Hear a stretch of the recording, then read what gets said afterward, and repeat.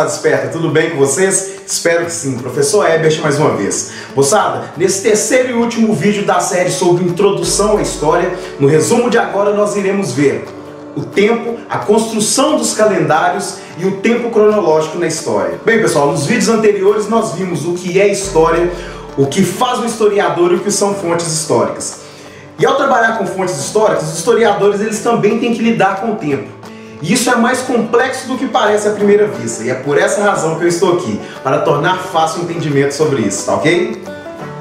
Diz aí, vai! Se você nunca utilizou, pelo menos alguma vez na vida, você ouviu alguma dessas expressões que eu vou falar.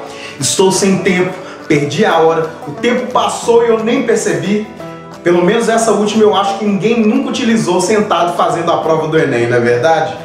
Bem, pessoal, praticamente todas as nossas ações do cotidiano, ou seja, tudo aquilo que a gente faz no dia a dia está relacionado com o tempo. Isso não é de agora. Medir o tempo meio que se tornou a necessidade das pessoas. E os documentos históricos nos provam isso a todo momento. Mostra pra gente que as mais diferentes sociedades encontraram maneiras de medir o tempo de acordo com o seu modo de vida.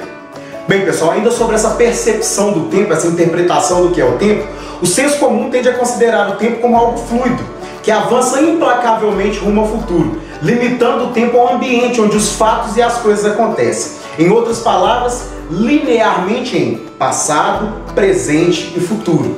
Só que as coisas não funcionam desse jeito, tá? Isso porque, como nós vamos ver ao longo desse vídeo, há o tempo histórico e há também o tempo cronológico. E também uma grande dificuldade em definir o tempo de uma maneira satisfatória. Bem, vamos lá para a nossa primeira definição de tempo? O tempo cronológico é a invenção dos calendários? Bem, moçada, os primeiros povos eles marcavam o tempo seguindo ciclos naturais, como o quê? A alternância entre o dia e a noite, o movimento das águas nos rios e nos oceanos, através também da observação dos astros do céu, como a posição das estrelas, da lua e do sol. E foi com base nessas observações diárias que eles começaram a marcar as horas, os dias e as melhores épocas para plantar, colher e até para fazer suas orações aos deuses. Apesar das diferenças enormes entre os calendários do Ocidente e do Oriente, pessoal, a maioria dos povos consideraram o ciclo de movimentação dos astros para determinar e para medir o tempo, ok? Ao longo da história, o ser humano encontrou diferentes maneiras para registrar e marcar o tempo, dando origem aos calendários. Os calendários, moçada, são convenções, tá? Isso significa o quê? Que as sociedades em diferentes épocas utilizaram seus próprios critérios para marcar o tempo, o dia e o ano.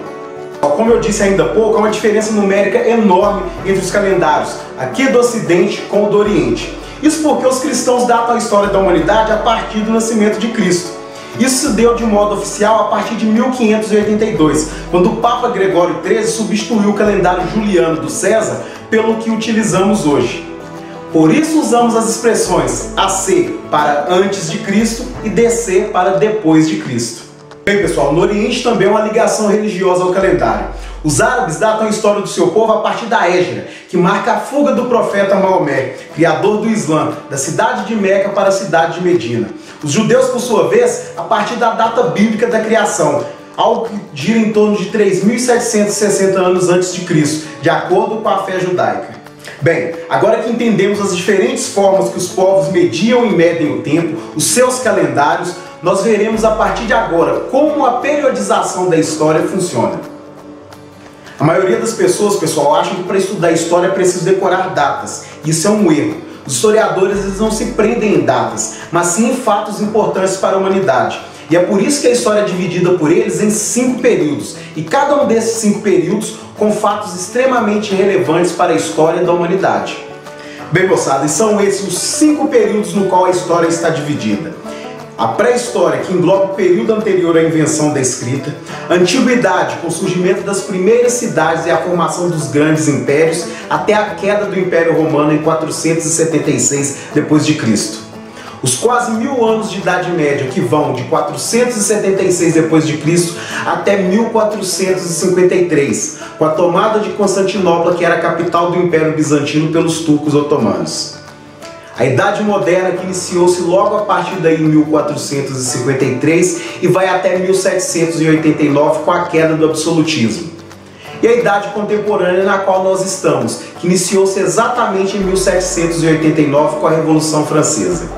Bem, moçada esperta, é isso aí. Chegamos ao fim dessa nossa série de resumos sobre introdução à história. Um forte abraço a todos e até os próximos vídeos.